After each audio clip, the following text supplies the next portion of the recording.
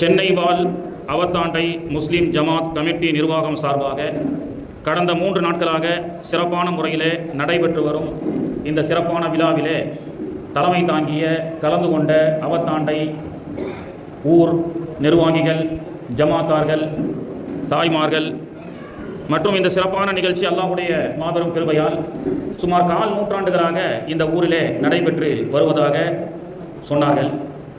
சிறப்பான இந்த நிகழ்வை ஏற்பாடு செய்து தூரநோக்கு சிந்தனையோடு இதை துவங்கிய நன்மக்கள் அல்லாஹ் தஆலா எல்லோருக்கும் வளமான வாழ்வையும் நீண்ட ஆயுளையும் நிறைவான செல்வத்தையும் தந்து அருள் புரிவானாக.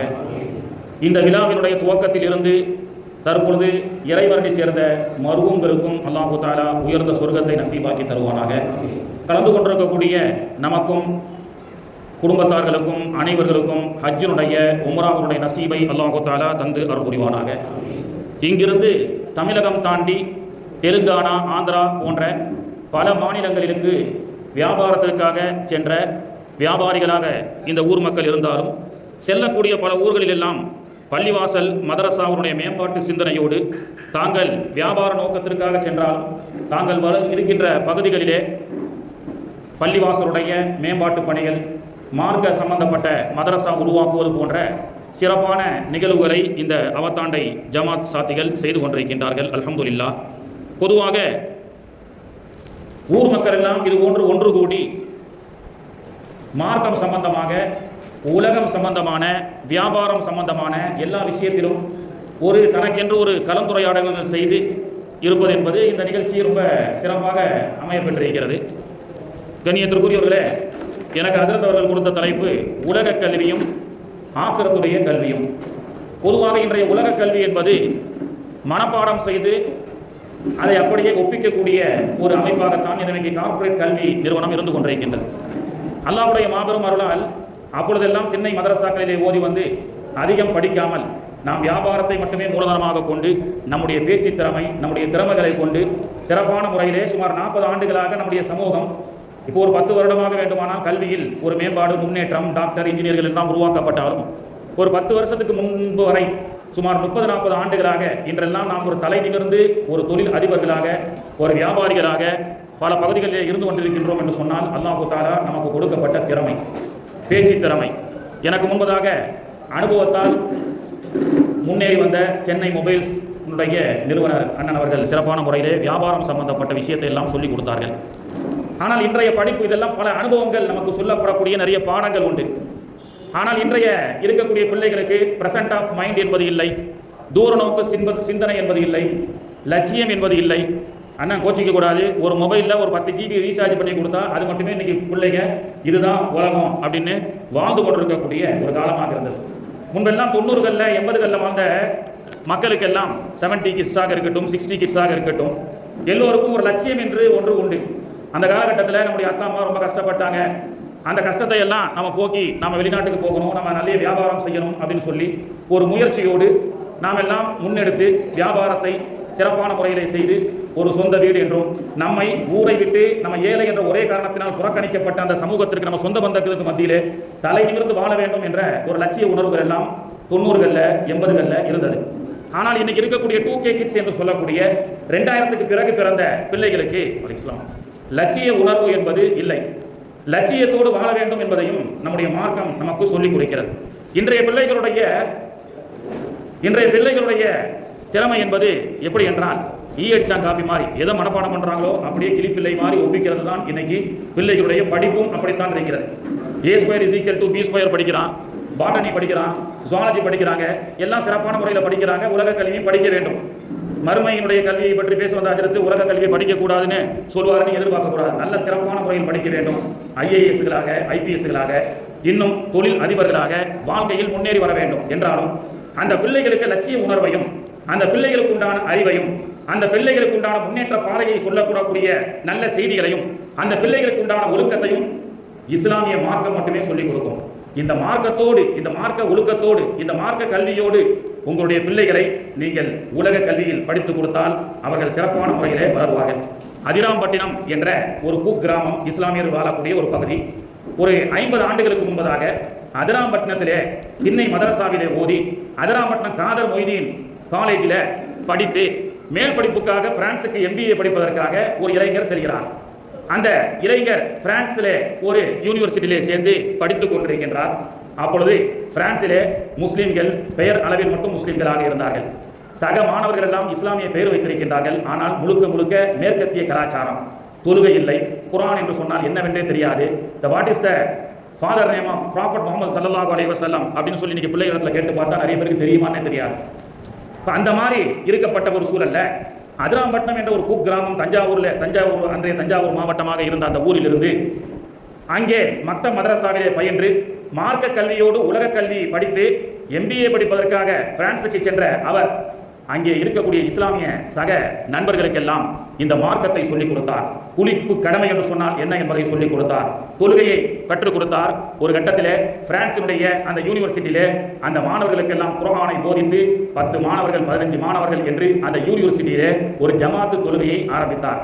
ஜமாத்தாக தொழ வேண்டும், அது கட்டாய கடமை என்ற இந்த இஸ்லாமிய பிராக்டிக்கல் லைஃபை வெறும் நாம் கே வாஸ்தே முசல்மானாக இருக்கக்கூடாது. அல்லாஹ் அப்படிதான் சொல்றான், யா அய்யுஹல்லதீன ஆமனூ, ஓ ஈமான் கொண்ட மக்களே, இத்தகுல்லாஹ, அல்லாஹ்வை எப்படி அஞ்ச வேண்டுமோ அப்படி அஞ்சுங்கள், ஹக்க துகாத்திஹி வலா தமூதுன்ன இல்லா வ அன்தும் முஸ்லிமூன், முஸ்லிம் அல்லாதவர்களாக நீங்கள் மரணிக்காதீர்கள் என்று சொல்கின்றான்.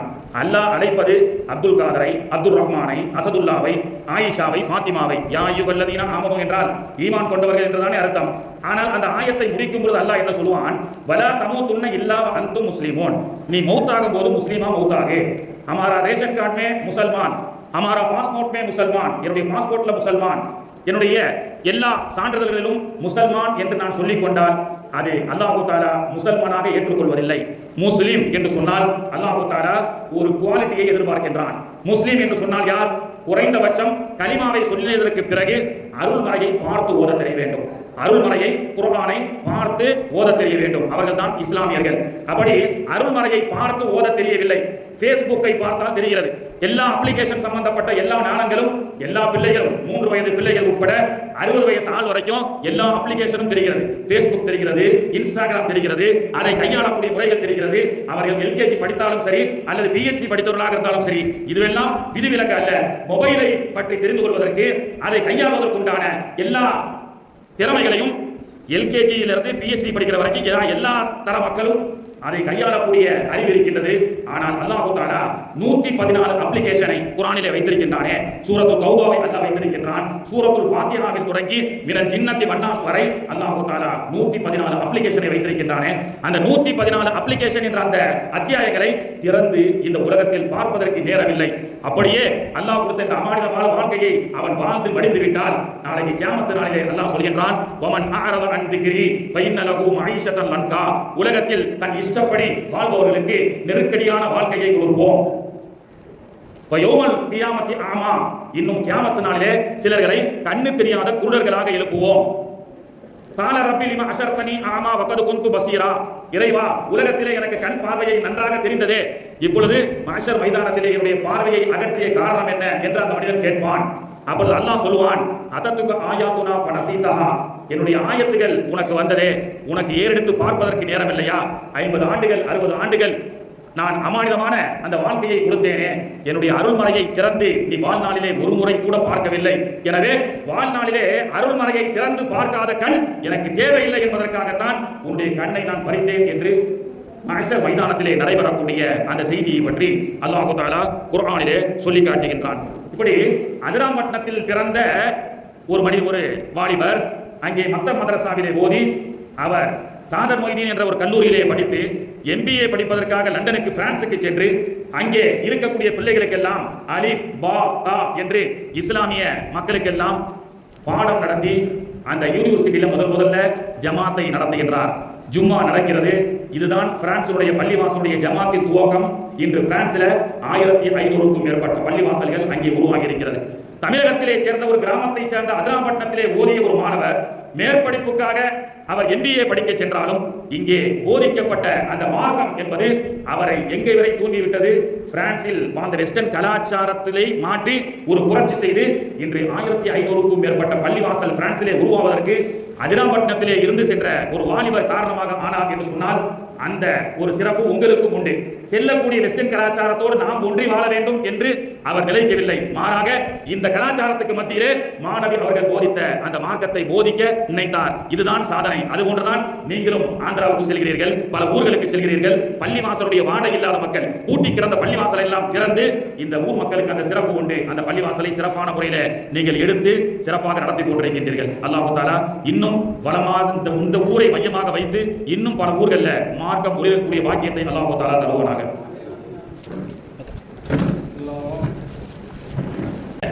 உம்மத்துல 40வது வயதிலே அவர்கள் நுபுவத்தை பிரகடனம் செய்தார்கள். ஏகத்துவ பிரச்சாரத்தை துவங்கினார்கள். ஏகத்துவ பிரச்சாரத்தை துவங்கி அல்லாஹ்வுடைய தூதர் ரசூலுல்லாஹி ஸல்லல்லாஹு அலைஹி வஸல்லம் அவர்களுக்கு 49 50 வயசுல தான் தொழுகை கடமையாக்கப்பட்டது. 50வது வயசுல தான் அல்லாஹ்வுடைய தூதர் ரசூல் ஸல்லல்லாஹு அலைஹி வஸல்லம் அவர்கள் மிஅராஜுக்கு போறாங்க. அப்படி என்றால் 9 ஆண்டுகள் மாணவி அவர்கள் செய்த புரட்சி என்ன? தொழுகை 10 வருஷத்துக்கு பிறகு கடமையாக்கப்படுகிறது. நோன்பு 12 வருடத்திற்கு பிறகு கடமையாக்கப்படுகிறது. ஜக்காத்தும் 12 வருஷத்துக்கு பிறகு கடமையாக்கப்படுகிறது. ஹஜ்ஜி உம்ரா போன்ற வழிபாடுகள் எல்லாம் 16 வருஷத்துக்கு பிறகு தான் நடைமுறையில் வருகிறது.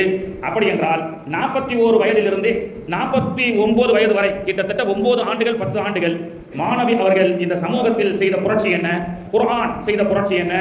குர்ஆன் அந்த படிப்பறிவில்லாத உம்மியீனான மக்கள் மக்காவில் கிட்டத்தட்ட 10,000 பேர் நபிகள் நாயகம் ஸல்லல்லாஹு அலைஹி வஸல்லம் அவர்கள் பிறக்கும் பொழுது வாழ்ந்ததாக சொல்கிறார்கள். அந்த 10,000 பேர்ல 14 பேர்கள் மட்டுமே படித்தவர்களாக இருந்தார்கள். அந்த 14 பேரும் என்ன படித்தவர்கள்? அவர்களுடைய பெயரை அவர்களுக்கு எழுத தெரியும். இப்படி இருந்த மக்களை அல்லாஹ் தஆலா முதல்ல இனா குகையில வைத்து அல்லாஹ் சொன்னது இக்ரா, முதல்ல படிங்க அப்படின்னு சொன்னான். உலகத்திலேயே படிப்பை ஒரு விழிப்புணர்வாக கொண்டு குறிப்பிட்ட ஒரு ஜாதியை சார்ந்தவர்களுக்கு மட்டும்தான் படிக்க வேண்டும், மற்றவர்கள் எல்லாம் படிக்கக்கூடிய அந்த அருகதை இல்லை என்று சொல்லப்பட்ட அந்த காலகட்டத்தில் ஒரு 300 ஆண்டுகளாகத்தான் பெரியாரிய புரட்சியும் திராவிட புரட்சியும் அனைத்து மக்களுக்கு உண்டான கல்வியினுடைய புரட்சியை செய்தார்கள். ஆனால் 1400 ஆண்டுகளுக்கு முன்பு நபிகள் நாயகம் ரசூலுல்லாஹி ஸல்லல்லாஹு அலைஹி வஸல்லம் அவர்கள் இந்த மார்க்கத்தை கொண்டு கல்வி புரட்சி செய்தார்கள். குர்ஆன் புரட்சி செய்தது. இக்ரா 14 பேர்கள் மட்டும் தன்னுடைய பெயரை மட்டும் எழுத தெரிந்த படிப்பறிவில்லாத அந்த மக்களுக்கு மத்தியிலே குர்ஆனுடைய ஆயத்துகள் இறங்க இறங்க இன்னைக்கு இருக்கக்கூடிய பிசிக்ஸ், இன்னைக்கு இருக்கக்கூடிய கெமிஸ்ட்ரி, இன்னைக்கு இருக்கக்கூடிய பயாலஜி, இன்னைக்கு இருக்கக்கூடிய மேத்தமெட்டிக்ஸ் எல்லாவற்றையும் பற்றி குர்ஆன் சொல்லிக் கொடுத்தது. கோள்களை பற்றி அல்லாஹ் தஆலா பேசினார். சஹாபாக்கள் கோள்களை பற்றி பேசினார்கள். அப்படியெல்லாம் இந்த மார்க்கத்திலே கல்விக்குண்டான புரட்சியை செய்து தொழுகை நடைமுறை வருவதற்கு முன்பே சயின்ஸை பற்றியும் பிசிக்ஸை பற்றியும் வியாபாரத்தை பற்றி ஒரு பெரிய ஆயத் குர்ஆன்ல ஒன்று அல்லாஹ் தஆலா இறக்கினான்னு சொன்னா அது பிசினஸ் சம்பந்தப்பட்ட ஆயத். இஸ்லாம் சொல்லிக் கொடுக்காத கல்வி இல்லை. அனுபவத்தின் மூலமாக அல்லாஹ் தஆலா இன்னைக்கு எல்லாம் சிறப்பாக வச்சிருக்கிறான். ஆரம்பத்தில் சொன்னல, அதாவது இன்றைய இருக்கக்கூடிய பிள்ளைகளுக்கு உண்டான திறமை என்பது கிளிப்பிள்ளைகளை போன்று மனப்பாடம் செய்து அப்படியே ஒப்பிக்கக்கூடிய திறமை. ஒருவர் வெங்காய வியாபாரம் பண்ணிட்டு இருந்தார். எக்ஸ்போர்ட் பண்ணி வெங்காய வியாபாரம் பண்ணிட்டு இருந்தார். அவர் 80 கிட்ஸ் அப்படின்னு வச்சுக்கோங்க, ஒரு 80ல உள்ள பிறந்தவர். ஒரு வெங்காயம் வியாபாரம் கப்பலில் சென்று பல நாடுகளுக்கு எக்ஸ்போர்ட் செய்வார். அப்படி ஒரு 10 டன் வெங்காயத்தை ஏற்றிட்டு கப்பலில் சென்று கொண்டிருக்கும் பொழுது ஒரு தீவு கரை ஓரமாக கப்பல் பழுதடைந்து விடுகிறது. அந்த தீவின் பக்கமாக அந்த கப்பல் ஒதுங்கப்படுகிறது. அந்த தீவு மக்கள்லாம் அந்த கப்பலில் இருக்கக்கூடிய வெங்காயத்தை ஆச்சரியமாக பார்த்தான். என்னடா இது வெங்காயம் வித்தியாசமாக இருக்கு, இது என்னன்னு கேட்டான். இது எங்கள் நாட்டில் விளையக்கூடிய ஒரு மிக முக்கியமான பொருள், மிக ருசியான பொருள். சமையலில் இதை சேர்த்து கொண்டால் அறுசுவை மிகுந்ததாக இருக்கும்னு சொல்லி வெங்காயத்தை பற்றி மார்க்கெட்டிங் பண்ணான். அப்போ உடனே என்ன செஞ்சாங்க, அந்த வெங்காயத்தை சமைச்சு ஒரு சாம்பிள் கொடுத்தான். சாப்பிட்ட உடனே அந்த தீவில் இருக்கக்கூடியவங்க எல்லாமே அந்த ருசிக்கு அந்த வெங்காயத்துக்கு அடிமையாகி இந்த வெங்காயம் எத்தனை டன் இருக்கு? 10 டன் இருக்கு, என்ன விலை சொல்ற அப்படின்னு சொல்லி கேட்டான். நம்ம 80 கிட்ஸ் இந்த மாதிரி அனுபவசாலிகள் இருக்கீங்களே, அந்த மாதிரி உள்ள அந்த வியாபாரி என்ன பண்ணாரு, உன் நாட்டில் எது விலை உயர்ந்ததோ அந்த விலை தான் இதுக்கு அப்படின்னா என்ன பண்ணு சொன்னா எல்லா வெங்காயத்தையும் இறக்கிட்டு அந்த நாட்டில் விலை உயர்ந்த தங்க பிஸ்கெட்டை ஏற்றிட்டான். 10 டன் தங்க பிஸ்கெட் வச்சுக்கணும். ஒரு வியாபாரம் செய்யும் பொழுது அந்த வியாபாரத்துடைய யுக்தியை பாருங்க. இன்னைக்கு வெங்காயத்தை இன்னைக்கு ஒன்றுத்துக்கும் உதவாட்ட வெங்காயம் சரியான வெங்காயம்னு சொல்றோம். அந்த வெங்காயத்தை கூட சாதுரியத்தனத்தால சில சூழல் வரும் பொழுது மார்க்கெட்டிங் செய்யும் பொழுது அதில் எவ்வாறு லாபத்தை சம்பாதிக்க வேண்டும் என்ற திறமை. அப்போ என்ன PhD படிச்சாரா, யூனிவர்சிட்டியில் படிச்சாரா, 5ஆம் வகுப்பு 6ஆம் வகுப்பு திண்ணையில் உட்கார்ந்து படித்தவர் தானே அவர் என்ன செய்யறாரு, ஒரு பெரிய 10 டன் வெங்காயத்தை இறக்கிட்டு 10 டன் தங்கத்தோட வந்து வெல் செட்டில் ஆயிட்டார். பக்கத்தில் ஒரு பூண்டி வியாபாரி இருந்தான், அவன் 2K கிட்ஸ். அவன் லோடுக்கு போனவங்கிட்ட கேட்டானா, ஏப்பா என்னடா ஆடு ஒரே லோட்ல வெல் செட்டில் ஆயிட்டாயா, எப்படின்னு அது ஒன்றும் இல்லைங்க, அந்த லோடில் நான் தான் போயிருந்தேன், கப்பலில் ஒரு தீவில் கதை ரிப்பேர் ஆயிடுச்சு, பழுது ஆயிடுச்சு, அதை ஓரம் கட்டிட்டு நிற்கி பழுது பார்த்துட்டு இருக்கும்போது அந்த ஊருக்காரெல்லாம் வந்தால் என்னதுன்னு கேட்டான், சமைச்சு கொடுத்தோம், சாப்பிட்டான், அதை பார்த்து அந்த ருசியில் மயங்கி நிகராக தங்கத்தை விலையாக பேசிட்டாங்க அப்படின்னு சொல்லியிருந்தான். ஏத்தரா பார்த்துட்டு பூண்டு அப்படின்னா யாரு டூ கேக்கிட்டு அதே மாதிரி பூண்டை ஏத்தனா, அதுக்கு தான் இன்னொருத்தரை பார்த்து ஈயடிச்சாங்க காப்பி பண்ணக்கூடாது. இன்னைக்கு இருக்கக்கூடிய கார்பரேட் கல்வி என்பது அவன் என்ன செய்யறான் அதே மாதிரி நீ செய். அல்ல நமக்குன்னு ஒரு அறிவை கொடுத்துருக்கான், நமக்குன்னு ஒரு திறமையை கொடுத்துருக்கான். எந்த திறமை அல்ல நமக்கு கொடுத்தானோ அந்த திறமையின் பிரகாரம் நாம ஹார்ட் ஒர்க் பண்ணா நிச்சயமாக வெற்றி உண்டு. ஆனால் இன்னைக்கு இருக்கக்கூடிய கார்பரேட் கல்வி திட்டம், பிள்ளைகளுடைய திட்டம் என்பது என்ன, மனப்பாடம் செஞ்சு அப்படியே ஒப்பிக்கிறது. இதை தவிர இந்த உலகத்துடைய கல்வி சொல்லிக் கொடுக்காது. ஆனால் மாணவி ஸல்லல்லாஹு அலைஹி வஸல்லம் அவர்களும் தீனுல் இஸ்லாம் என்ற மார்க்கமும் சஹாபிகளுக்கு என்னென்ன திறமைகள் உண்டு என்பதை வெளிப்படுத்தி அந்த சஹாபிகளை அதன் பக்கமாக அல்லாஹ்வுடைய தூதர் ரசூலுல்லாஹி ஸல்லல்லாஹு அலைஹி வஸல்லம் அவர்கள் வழிநடத்தினார்கள். உமருக்கு கிலாஃபத்துடைய திறமை இருக்கிறது, உமர் கலீஃபாவாக இருந்தார். அபூ ஹுரைராவுக்கு ஹதீஸை மரணம் செய்யக்கூடிய சக்தி இருந்தது, அவருக்கு ஹதீஸ் மரணனுடைய அந்த பிரிவை எடுத்துக்கொண்டு 5000 ஹதீஸ்களை மனப்பாடம் செய்தாரா இல்லையா? அப்போ யாருக்கு என்ன திறமை இருக்குதோ அந்த திறமையின் பிரகாரம் அவரை வழிநடத்தினால் அவர்களுக்கு சிறப்பான முறையிலே எதிர்காலம் உண்டு என்பதை இஸ்லாம் சொல்லிக் கொடுத்தது. இன்னைக்கு வேர்ல்ட் ரெக்கார்ட் காயல் பட்டத்தில் நிறைய தாய்மார்கள் வந்திருக்காங்க. நம்ம எல்லாம் நிறைய மதரசாக்களை உருவாக்கி கொடுக்குறோம், பிளாட்ஃபார்ம் இல்லை. இன்னைக்கு சமூகத்தில் இன்னைக்கு ஒரு பிளாட்ஃபார்ம் இல்லை. ஒரு இப்சு மதரசா தொடங்கினாங்க காயல் பட்டத்தில். இன்னைக்கும் பெண்கள் எல்லாம் குர்ஆனை மனப்பாடம் செய்கிறார்கள். பார்ட் டைமா குர்ஆனை மனப்பாடம் செய்றாங்க. பார்ட் டைமா குர்ஆனை மனப்பாடம் செய்றாங்கன்னா 6666 ஆயத்து 30 ஜூஸ். ஒரு 28 வயதுடைய ஒரு சகோதரி, 2 பிள்ளைகளுக்கு தாய், கணவன் வெளிநாட்டில் இருக்க, இப்படி ஒரு பகுதி நேர குர்ஆன் மனப்பாடம் மதரசா காயல் பட்டத்திலே துவங்கியது. ஆர்வத்தோடு ஓதினார். அல்ஹம்துலில்லாஹி ரப்பில் ஆலமீன்ல இருந்து மனப்பாடம் செஞ்சு அலிஃப் லாம் மீம்ல துவங்கி மினல் ஜின்னத்தி வன்னாஸ் வரைக்கும் அவர் பார்த்து ஓதி முடிக்கவில்லை, மனப்பாடமே செய்து விட்டார். அவர் எடுத்துக்கொண்ட கால அவகாசம் எவ்வளவு இருக்கும்? நாங்கள் ஒரு 2.5 வருஷம் மதரசால போய் இப்சு ஓதணும். ஆனால் அந்த பெண்மணி 28 வயது சகோதரி, 2 பிள்ளைகளுக்கு தாய். அந்த சகோதரி மனப்பாடம் செய்தார் 3 மாதத்திலே குர்ஆனை மனப்பாடம் செய்தார். அதெல்லாம் காயல் பட்டத்தில் இருக்கக்கூடிய பெண்களுக்கு அறிவஜ்ரது. எங்க ஊர் பெண்கள் முட்டாளி சொல்ல முடியுமா? அந்த மாதிரி திறமையான பெண் பிள்ளைகள் நம்ம வீட்டில் இல்லையா? அந்த மாதிரி திறமையான பிள்ளைகள் நம்ம வீட்டில் இல்லையா? அப்போ திறமைக்கு உண்டான பிளாட்ஃபார்ம் இல்லாத காரணத்தினால் அது சம்பந்தப்பட்ட கல்வியாக இருந்தாலும் சரி, அது சம்பந்தப்பட்ட திறமைகளாக இருந்தாலும் சரி, அது வெளிப்படுத்தாமலேயே போய்விடும். அதைத்தான் இஸ்லாம் நமக்கு அல்லாஹ்வுடைய தூதர் ரசூலுல்லாஹி ஸல்லல்லாஹு அலைஹி வஸல்லம் அவர்கள் நமக்கு கற்றுக் கொடுக்கிறார்கள். அப்போ பூண்டு வியாபாரி கப்பலில் 10 டன் சரக்கு ஏற்றிட்டே போயிட்டான். அதே மாதிரி கப்பலில் ரிப்பேர் ஆகல, அந்த தீவுக்கு ஒதுக்குப்புறமாக நிப்பாட்டிட்டா ரிப்பேர் ஆன மாதிரி. ஊர் மக்கள்லாம் கேட்டா என்னடா வெள்ளையா இருக்கு, வித்தியாசமா இருக்கு, இது பூண்டு. எப்படி இருக்கும்? தாளிச்சான், சமைச்சு சாப்பிடலாம் கொடுக்கல, தாளிக்கிறவனே வாசனையில மயங்கிட்டான். என்னடா இவ்வளவு அற்புதமான வாசனையா இருக்க அப்படின்னு சொல்லி, இதுக்கு என்ன வேலைன்னு கேட்டான். இங்க தான் 2K கிட்டுக்கும் 80-70 கிட்டுக்கும் உள்ள வித்தியாசம். நம்ம பெரிய மதரசாக்கள்லாம் போய் பெருசா ஓதல, பெரிய காலேஜ் யூனிவர்சிட்டிலாம் போய் படிக்கல. ஆனா நமக்கு அல்லாஹ் தஆலா திறமையை கொடுத்தான், பேச்சு திறமை, ஒரு வியாபார திறமை, எப்படி லாபத்தை சம்பாதிக்க வேண்டும் என்று அல்லாஹ் அந்த திறமையை கொடுத்தான். அந்த திறமையை கொண்டு 30-40 ஆண்டுகளாக நாம பல ஊர்களிலே சென்று வியாபாரத்தை திறன்பட செய்து இன்னைக்கு ஒரு ஆளாக நம்முடைய சமூகத்தை நம்ம வளர விடக்கூடாது என்ற சூழ்ச்சிக்கு மத்தியில அல்லாஹ் தஆலா நமக்கு திறமையை கொடுத்து நம்ம வளர செய்யலாம் இல்லையா? இப்போ உள்ள பிள்ளைகள் எப்படி? அவன் அந்த பூண்டு விலையை கேட்கிறான், என்ன விலைன்னு சொல்லி. அந்த லோடு கிட்ட கேட்டானா, வெங்காய வியாபாரி என்னையா சொன்னான்? அவன் சொன்ன அந்த ஊர்லயே எது விலை அதிகமோ அதுதான் இதற்குண்டான விலைன்னு சொன்னான். அதே மாதிரி நம்மளும் சொல்லுவோம்னு சொல்லி அந்த பூண்டு வியாபாரி, இந்த பூண்டுக்கான விலை என்ன தெரியுமா? உன் ஊர்லயே எது விலை அதிகமோ அதுதான் இந்த பூண்டுக்கான விலைன்னு சொன்ன உடனே எல்லா பூண்டையும் இறக்கிட்டு வெங்காயத்தை ஏற்றி விட்டான்.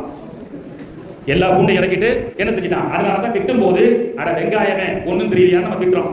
அப்போ கிளிப்பிள்ளையை படித்ததை போன்று அடுத்தவனை காப்பி பேஸ்ட் பண்ணக்கூடிய பிள்ளைகளாக நம்முடைய பிள்ளைகளை வளர்க்கக்கூடாது. பெருமானார் அவர்கள் இந்த சமூகத்தை அப்படி வார்த்தை எடுக்கவில்லை. யாருக்கு என்ன திறமை இருக்கின்றதோ அந்த திறமை பிரகாரம் அல்லாஹ்வுடைய தூதர் ரசூலுல்லாஹி ஸல்லல்லாஹு அலைஹி வஸல்லம் அவர்கள் வார்த்தை எடுத்தார்கள். இன்னைக்கு வேண்டுமானால் ஜாதி கீழ் ஜாதி பட்டினத்து மக்களுக்கு கல்வி அவசியம் என்ற அடிப்படையில் பெரியாரிய திராவிட புரட்சிகள் 200-300 ஆண்டுகளாக செய்திருக்கலாம். ஆனால் 1400 ஆண்டுகளுக்கு முன்பே அல்லாஹ்வுடைய தூதர் ரசூலுல்லாஹி ஸல்லல்லாஹு அலைஹி வஸல்லம் அவர்கள் அனைவருக்கும் உண்டான கல்வி புரட்சி செய்தார்கள். மாணவி ஸல்லல்லாஹு அலைஹி வஸல்லம் பாலைவனத்தில் சஹாபாக்களோடு வராங்க. வந்துட்டு இருக்கும்போது கடுமையான பசி ஏற்பட்டது. அல்லாஹ்வுடைய தூதர் அவர்கள் ஒரு சிறுவர், ஒரு வாலிபர் என்ன செய்து கொண்டிருந்தார்? ஆடு மேய்த்துக் கொண்டிருந்தார். ஆடு மேய்க்கக்கூடிய அந்த சிறுவரிடத்திலே, தம்பி எங்களுக்கு பசி எடுக்குது, இந்த ஆட்டில இருந்து பாலை கறந்து கொள்ளலாமா அப்படின்னு அல்லாஹ்வுடைய தூதர் அவர்கள் கேட்டார்கள். அப்ப அந்த தம்பி சொன்னாரு, அல்லாஹ்வுடைய பெரியவரே, இந்த நான் மேய்க்கக்கூடிய ஆடு எதுவுமே பால் கறக்கக்கூடிய பருவத்தில் இல்லை, பால் கறக்கக்கூடிய பருவத்தில் என்னுடைய ஆடுகளிலே இல்லை அப்படின்னு சொன்னார். அல்லாஹ்வுடைய தூதர் சொன்னாங்க, ஏதேனும் ஒரு ஆட்டை கொண்டு வா, அப்படின்னு அல்லாஹ்வுடைய தூதர் ஸல்லல்லாஹு அலைஹி வஸல்லம் அவர்கள் ஒரு மலட்டு ஆட்டை அந்த வாலிபர் கொடுத்தார்.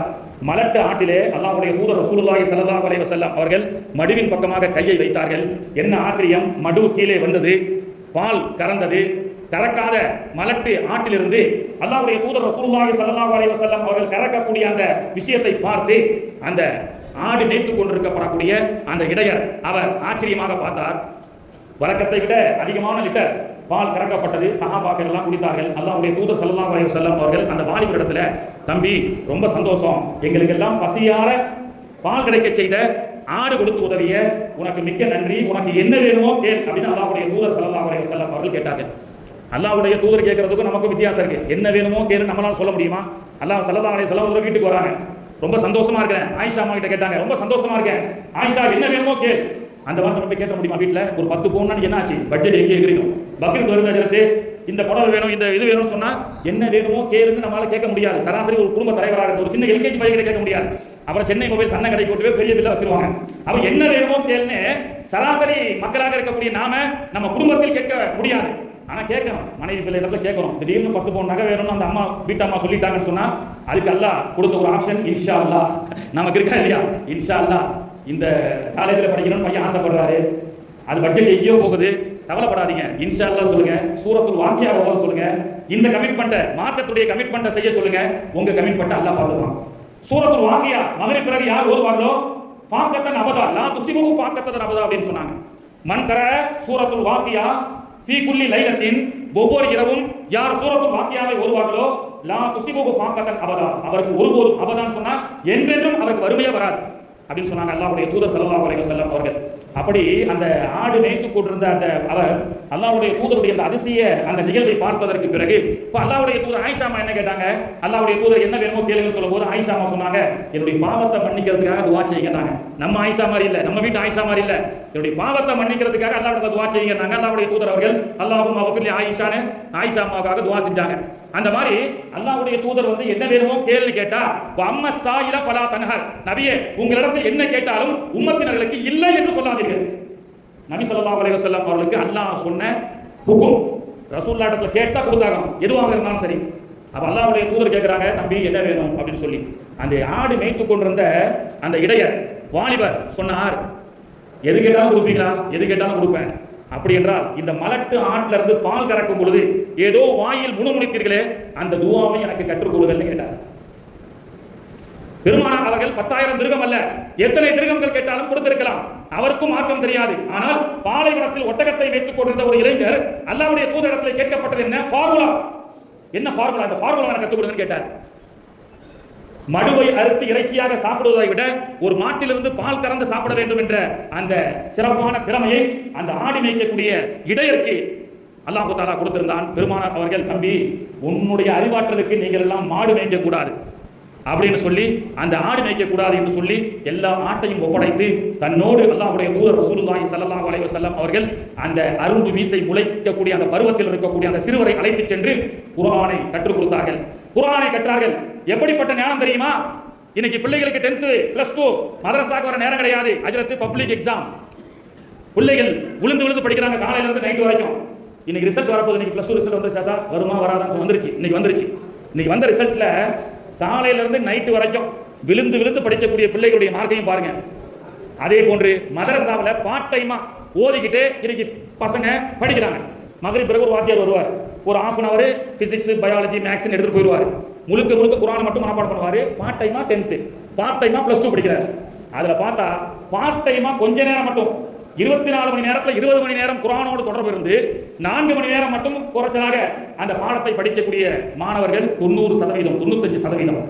இங்கே அபாக்கஸ் கிளாஸ்ல இருந்து காலையில் எல்லா கிளாஸும் அனுப்பப்பட்ட பிள்ளைகள் 60%, 70%. என்ன காரணம்? அருள்மறையுடைய பரக்கத், ஞாபக சக்தி. அப்படித்தான் அல்லாஹ்வுடைய தூதர் ரசூலுல்லாஹி ஸல்லல்லாஹு அலைஹி வஸல்லம் அவர்கள் இப்னு மஸ்ஊத் ரலியல்லாஹு அன்ஹு என்ற அந்த வாலிபரை அழைத்து வந்து மார்க்கத்தை போதித்தார்கள். எப்படிப்பட்ட திறமையை அல்லாஹ் கொடுத்தான் தெரியுமா? அர் ரஹ்மான் அல்லமல் குர்ஆன் கலக்கல் இன்சான் அல்லமகுல் பயான் என்ற அந்த சூரா முதலிலே வானவர் கோமான் ஜிப்ராயில் அலைஹிஸ்ஸலாம் அவர்கள் வந்து ஓதி காட்டுகின்றார்கள். அப்பொழுதுதான் அல்லாஹ்வுடைய தூதர் அவர்கள் அர் ரஹ்மான் ஒரு சூரா இறங்கி இருக்கு அப்படின்னு சொல்லி அர் ரஹ்மான் அல்லமல் குர்ஆன் கலக்கல் இன்சான் என்று துவங்கி தபாரகஸ்மு ரப்பிக தில் ஜலாலி வல் இக்ராம் வரைக்கும் அல்லாஹ்வுடைய தூதர் அவர்கள் முடித்தார்கள். அப்படி முடித்த மாத்திரத்தில் முதலிலே செறியுற்று அங்கே இருந்த நூற்றுக்கணக்கான சஹாபிகளிலே அந்த இப்னு மஸ்ஊத் ரலியல்லாஹு அன்ஹு அவர்கள், யா ரசூலல்லாஹ், நீங்கள் ஓதியதை நான் கேட்ட மாத்திரத்திலேயே என்னுடைய கல்வில் நான் அதை பதித்து விட்டேன், மனப்பாடம் செய்து விட்டேன். என்ன ஒரு மெமரி பவர்! ஆடி வைத்துக் கொண்டிருந்த இடையருக்குண்டான அந்த தகுதியை தட்டி எழுப்புகிறார்கள் நாயகம் ஸல்லல்லாஹு அலைஹி வஸல்லம் அவர்கள். ஒரு முறை கேட்டார், யாருக்காவது அந்த நினைவாற்றல் வர முடியுமா?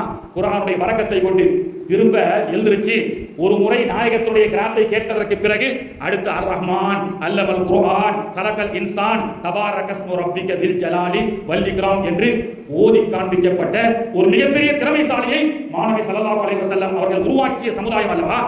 அப்படிப்பட்ட சமூகம் தான் குர்ஆனை புறந்தள்ளிவிட்டு மார்க்கம் கற்றுக் கொடுக்கக்கூடிய இந்த எதிர்காலத்துடைய லட்சியம், மார்க்கம் கற்றுக் கொடுக்கக்கூடிய திறமைகள், மார்க்கம் கற்றுக் கொடுக்கக்கூடிய எல்லா விதமான ஒழுக்கங்களையும் தூக்கி ஓரம் வைத்துவிட்டு வெஸ்டர்ன் கலாச்சாரத்திற்கும் கார்ப்பரேட் கல்விக்கும் இன்னைக்கு அடிமையாக்கப்பட்டு இன்னைக்கு மூடர்களாக, அறிவற்றவர்களாக, முட்டாள்களாக இன்னைக்கு சமூகத்தினுடைய பிள்ளைகளை உருவாக்கி கொண்டிருக்கின்றோம்.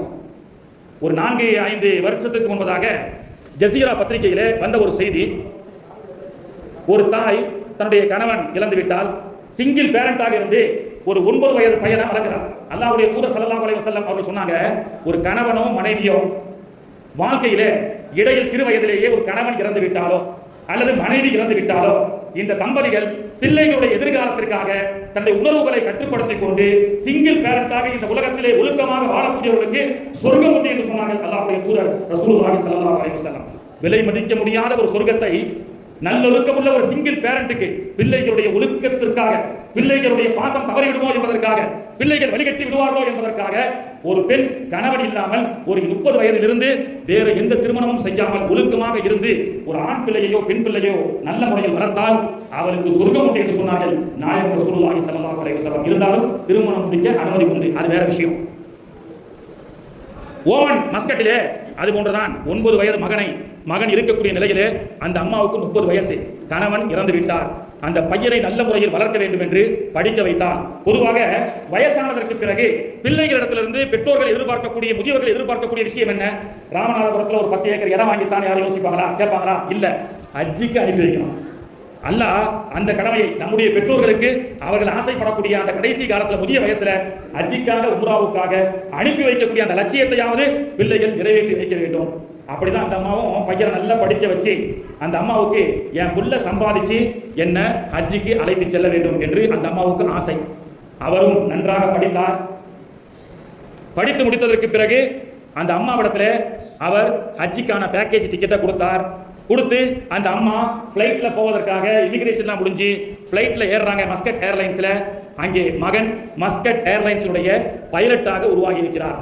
என்னுடைய தாய் என்னை ஹஜ்ஜுக்கு அழைத்து செல்ல வேண்டும், என்னுடைய மகன் என்னை ஹஜ்ஜுக்கு அழைத்து செல்ல வேண்டும் என்றுதான் அந்த தாயுடைய லட்சியம்.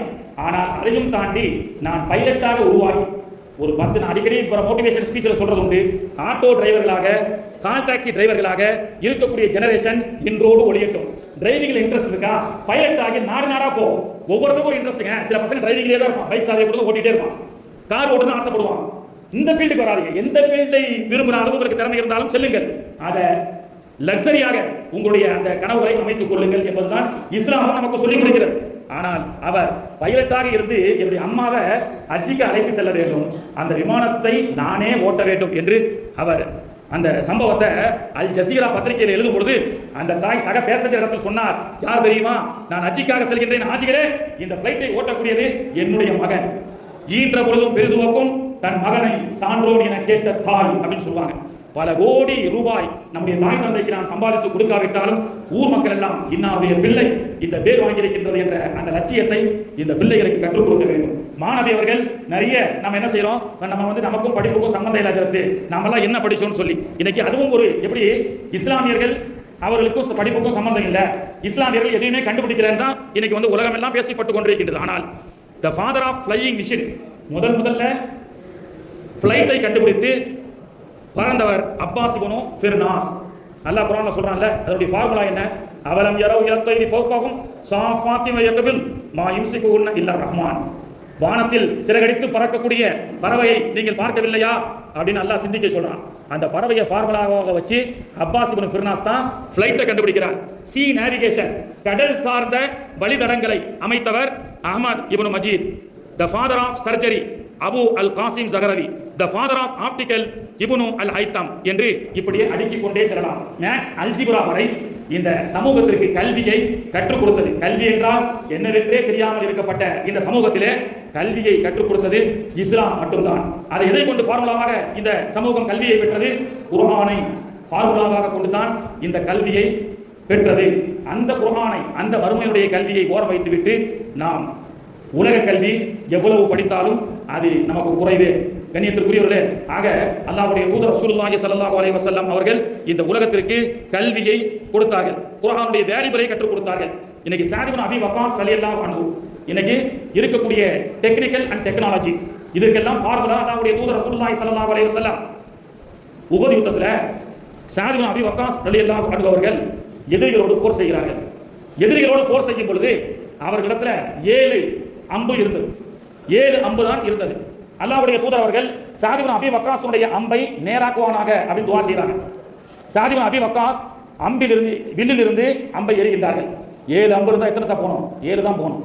ஆனால் 21 பேரை அது குறிபார்க்கிறது.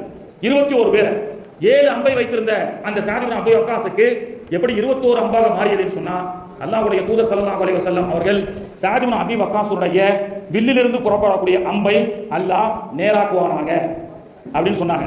அந்த அல்லாஹ்வுடைய திருத்தூதருடைய துஆ பரக்கத்து அந்த அம்பு யாரை குறிபார்க்கிறதோ அவரை சென்று தாக்கிவிட்டு மீண்டும் ரிமோட் கண்ட்ரோலாக வரணும்.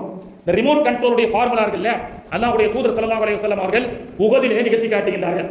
அந்த ஸஅத் இப்னு அபீ வக்காஸ் ரலியல்லாஹு அன்ஹு அவர்கள் அந்த வில்லு இன்னைக்கும் மதீனாவில் பாதுகாப்பாக வைக்கப்பட்டிருக்கிறது.